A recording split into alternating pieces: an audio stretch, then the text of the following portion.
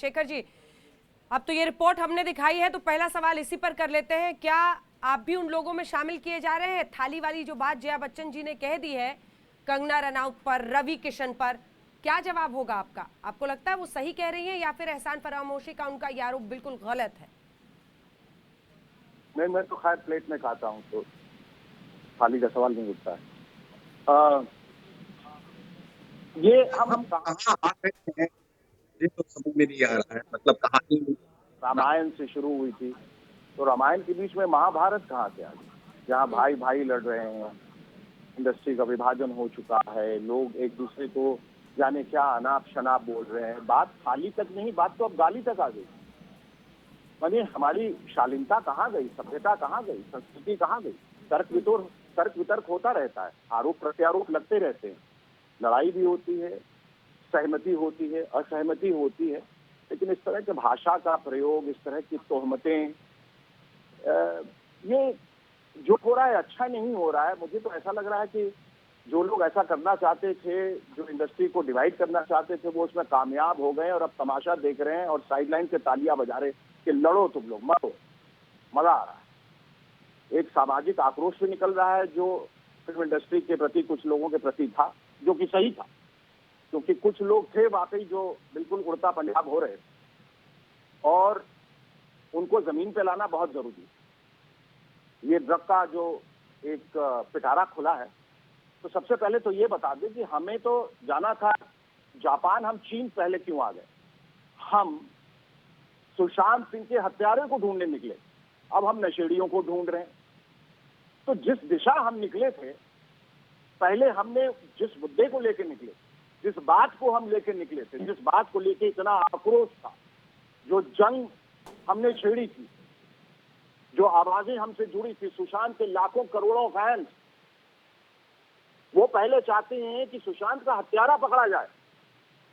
ये बातों को इतना घुमाया फिराया क्यों जा रहा है? सही है, ड्रग जो हो रहा है बिल्कुल खराब है, गलत है, इसका विनाश होना चाहिए, क्योंकि ये पूरी नस्ल को खराब कर देगा, पूरी हमारी इंडस्ट्री को खराब कर देगा। लेकिन हम जिस बात को लेकर निकले थे, उसको क्यों दरकिनार कर दिया?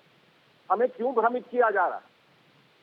हमें क्यों गुमराह किया जा रहा है? आप हमें बताइए पहले, सुशांत को किसने मारा? ये मेरी पहली आवाज से और आखिरी आवाज तक यही रहेगी। ये बातें थाली, गाली, घरवाली, चाय प्याली, ये सब होती रहेगी।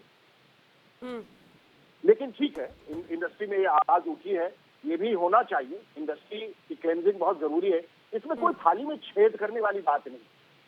कुछ लोगों ने ये आवाज इसलिए उठाई क्योंकि ये अब एक मेनेस की तरह बढ़ रहा है, पूरी इंडस्ट्री में छा रहा था।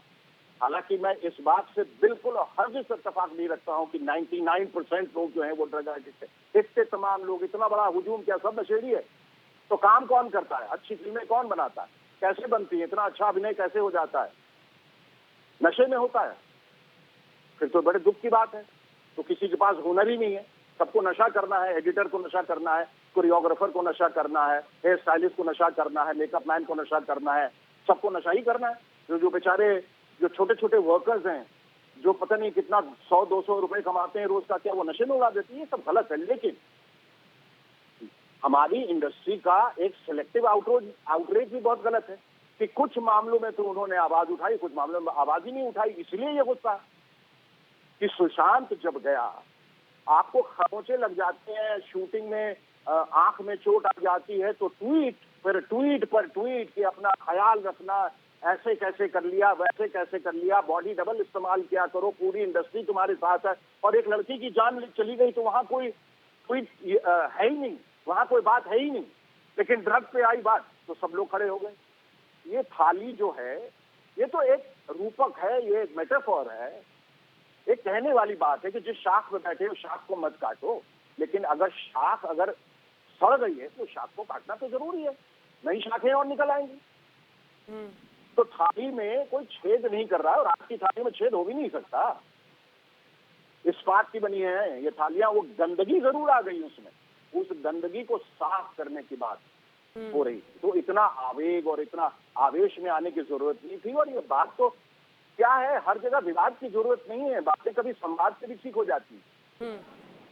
कोई जरूरी नहीं है कि गाली गलौज पे उतर आए, किसी को कोई नाम दें, किसी को कोई नाम दें, किसी का तिरस्कार करें, अपमान करें।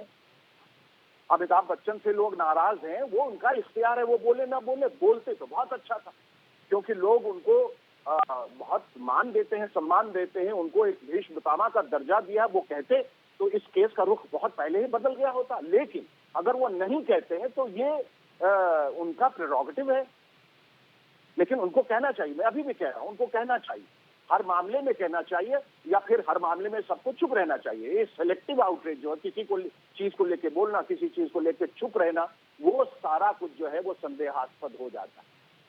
तो मैं हाथ जोड़ के चैनल वालों से भी दरख्वास्त करता हूं, लोगों से भी, कि इस बात को जो भटकाया जा रहा है उस प्रचंड प्रवाह में न बहें। ये जो बवंडर जो लहरा रहा है अचानक जो हमारी फिल्म इंडस्ट्री के ऊपर, उसको रोकें।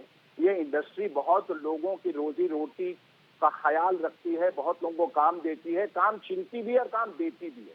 कोई और एक ऐसी इंडस्ट्री बता दीजिए जो रातों रात या एक शुक्रवार में इंसान की तकदीर बदल दे। जो कल तक गुमनाम और अनाम था, आज वो एक सितारा बन के चमकने लगता है। कल जो एक रोटी के लिए मोहताज था, आज वो महलों में रहने लगता है। वो सिर्फ और सिर्फ इंडस्ट्री की देन है। इसलिए इंडस्ट्री को इस तरह से अपमानित न करें। कुछ लोग हैं, कुछ मछलियां हैं जिन्होंने तालाब को गंदा कर दिया है। इसका मतलब ये नहीं है कि तालाब को ही उड़ा दें आप, क्योंकि इसमें और मछलियां जो रहना चाहती हैं, जो तैरना सीख रही हैं, जो तैरना चाहती हैं, उनको क्यों खराब कर रहे हैं। और इस तरह से आप इंडस्ट्री को बदनाम कर देंगे तो फिर कौन आएगा इंडस्ट्री।